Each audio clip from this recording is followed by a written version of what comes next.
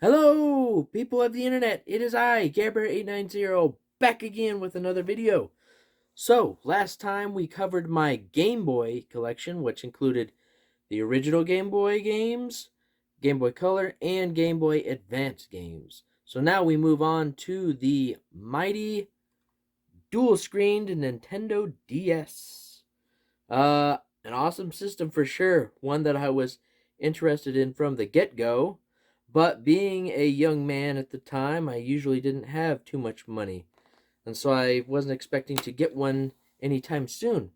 But then, I think it was literally a day or two before release that I was able to sell some stuff, make some deals, out there wheeling and dealing, and I had enough to buy the DS. And so I go into GameStop the day before it's launching, and I was like, I would like to pre-order a DS, please, for tomorrow. And they're like, well, you can still put a pre-order down, but you won't be getting yours until the second shipment, which will be in December. And I didn't understand how could this happen, and so I was quite upset. And I was like, well, I don't want to wait until December. And so I was just walking around the store thinking.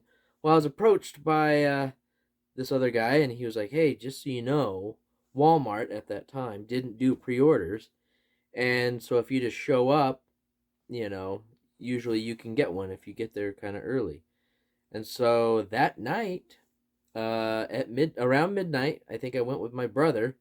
We went down there, and sure enough, there was a couple people waiting around the electronics, but not too many. And so we waited, and I saw that same guy there, and we all got DSs, and it was friggin' sweet. The only problem was that I only had enough to get the DS, so I didn't have any games. But luckily, it came with the Metroid Prime Hunter's First Hunt demo, which I played over and over and over and over again. But it wasn't too much longer that I was able to get a game. But I was just super excited to get that. So yeah, $159.29 on November 21st, 2004. So, anyways, that's my DS story. Now let's get into the games. So starting us off is a couple of games that I actually got at a garage sale. So we got Final Fantasy 12 Revenant Wings for the DS. So I paid $2 for that. And then I got Children of Mana, $2. And then I found this extremely beat up copy of New Super Mario Bros. Like, I don't even know how this happens. Like, it must have gone through the washing machine or something. But it's like, even the pins, like in the back, kind of got, like, the plastic part got messed up. So I remember I had to kind of tweak those to actually get it to work. Um, but yeah, this was $5. But this was actually a meetup on Craigslist, and so it was one of those where I had no idea what it looked like, and I didn't want to. I mean, it was only $5, and at least it works. But jeez, some people. Okay, and then at that same garage sale, I found Nintendogs uh, for um $5. Oh no, I got this in a DS bundle, so I got this for $5.55. And then we got Professor Layton and the Curious Village. I found at a thrift store for $5. Kind of a cool puzzle series. Now this was one of the newer, like the one of the launch. I don't think it was a launch title, but it was close. Castlevania: Dawn of Sorrow, and I had never played a Castlevania game, but just seeing this, like, it looked so friggin' cool. So I remember I had saved up my money and went and bought it the day it came out, and I loved it. I loved it. I actually got stuck though. I got to a boss that I could not beat, and I tried over and over and over and over, and I just couldn't do it. And then years later, I picked it up again and tried to beat the boss. Still couldn't do it, and so I had forgotten just about everything at that point, so I just started over. And then I did beat it and beat that boss and finished the game. And anyways, this is a phenomenal game that I thoroughly enjoyed. I wish I had the two that followed, but unfortunately, um, they have skyrocketed in price. But up next we got Contra 4. I grew up kind of watching my brother play Contra because I was never good enough. But I picked this up off of eBay for $30.64. It was kind of a spur of the moment, like the auction was ending, and it was a pretty good deal, so I just did it. And then we got Viva Pinata Pocket Paradise, which I had gotten a 3DS and then a bunch of games in a bundle. And Viva Pinata, so it broke down that I paid $5.55 for all the items in that bundle. And then we got Beautiful Joe Double Trouble. Found this in a retro game store. One of the few items that was actually decently priced. Got it for $10. Alright, now this one took me on a bit of a hunt to finally track down for a decent price, and that is Okamiden. So the sequel, actually, to Okami. And it's a solid game. Like, obviously, it makes sense to put it on the DS because you got the touchscreen. But, yeah, I want to say at the time when I bought it, it was going for about $45-50. And I didn't really want to pay that much, but I really wanted it. And I saw that a GameStop near my parents' house had it in stock. And I was going up to visit them for the weekend. And so I was like, well, I'll just buy it from there, and then maybe I can find a case on eBay down the line, because usually it's just cartridge only. Well, I said, I want to buy Okamiden. They said, okay. I think we have the case. They opened up the drawer, pulled out the case, complete with the manual and everything. And I even had a coupon, so I was able to get it for $13. So I remember I was very excited about that. Alright, Resident Evil Deadly Silence. This is one that even from announcement I was interested in because I love Resident Evil. But I meant to get it and I just never did, and so finally I just randomly was buying some games and just bought it for $27.94 off of eBay, and I'm glad I did because last I checked it was up over $100. It might have come down a bit, hopefully, but I was like, geez, glad I grabbed it for $30. But anyways, yeah, it's the first one, but they have like touchscreen controls and a few other tweaks that a lot of people say this is one of the best versions of the original game. Okay, then we got Chibi Robo Park Patrol. Now you'll notice this one doesn't have that ugly Walmart logo wherever they stuck it, because this was the Canadian version. So yeah, if you wanted it without the Walmart, because it was sold exclusively at Walmart, you had to buy it from Canada. And so I found someone in Canada selling it, and with shipping, $16.49. So I was actually really excited about that. And I have the first Chibi Robo on the GameCube and love that one. Okay. Then we got The World Ends With You. Kind of a very different, unique game that a lot of people really love.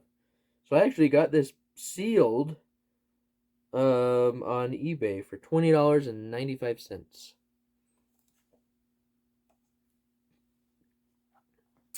And the same can be said for Chrono Trigger, which is kind of like the Resident Evil Deadly Silence in the sense that they kind of did some tweaks, updated some controls, made it a little more sleek. And so I was able to grab this one for $23.95. Okay, and then we got Diddy Kong Racing DS. Found this in a pawn shop. $10.42. A lot of fond memories from Diddy Kong Racing on the Nintendo 64. Okay, and then if you have Diddy Kong Racing, well, you gotta get Mario Kart. This was actually in that bundle, and so I got this for $5.55.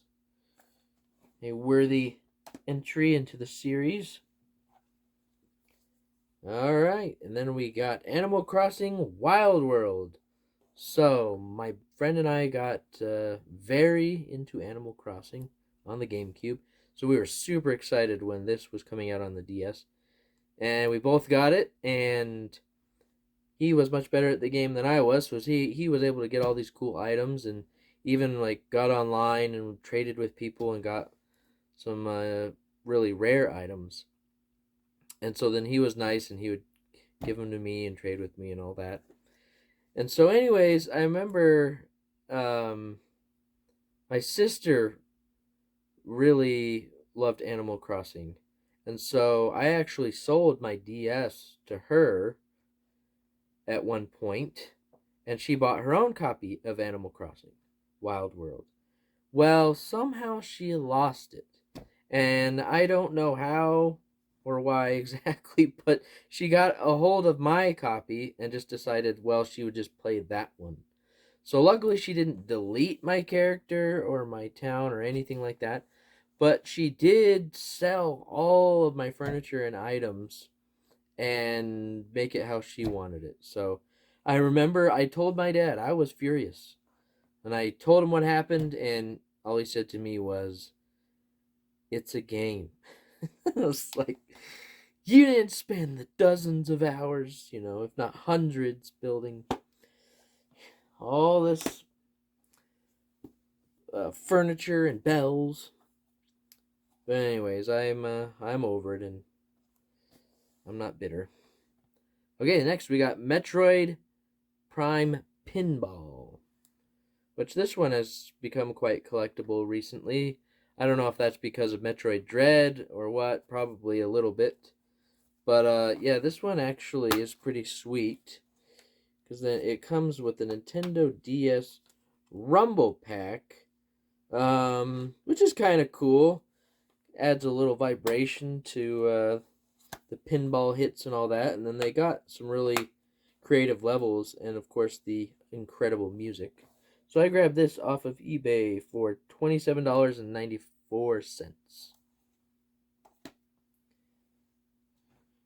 Alright, and then this one took me a lot longer to get than I would have liked. But I think it was actually in the bundle that I got. Yeah, it was, but it didn't have the manual, so I bought the manual separately.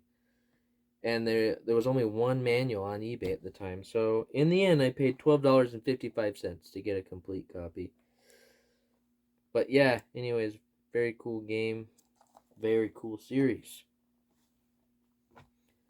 Up next, we got Super Mario 64 DS, which this was the first game I picked up when I was finally able to get a game for my DS, and I didn't have an N64 growing up. My friends did, so I played, Mario Kart, Super Smash Bros., all those multiplayer games. But I really never got a chance to really play any single player games. And so this was my first real experience with Super Mario 64. And I loved it. Like, it was so much fun. And the cool thing was, I actually had a school teacher that he was a huge gamer. Like, he had been subscribed to Nintendo Power since day one. Like, and so they would send him all the cool like marketing promos and just little knickknacks here and there. But anyways, I remember like even asking him like how to get certain stars and do certain things. And there was one day in class where class was over and everyone was talking and chatting, and so I just kind of pulled out my DS and just started playing this. And I didn't think he would mind, but apparently during class, I guess he had to be, a teacher, and so he he didn't take it away, but he was like, "Put that away." He's like, "You can't play games during class," and I didn't understand why. Okay, then we got The Legend of Zelda Spirit Tracks, which I got off of eBay for $16.66. I bought this with 2 other games in a bundle, so it broke down to that, but it was still a phenomenal deal. And it was one of those where I sent an offer, and I don't ever try to lowball, but I did send, because I'm usually like, well, I'll send a little less than like what I would really like to pay in hopes that, maybe we'll meet in the middle, something like that. But they accepted the offer, and I was like pretty surprised, but quite happy. But yeah, happy to have it.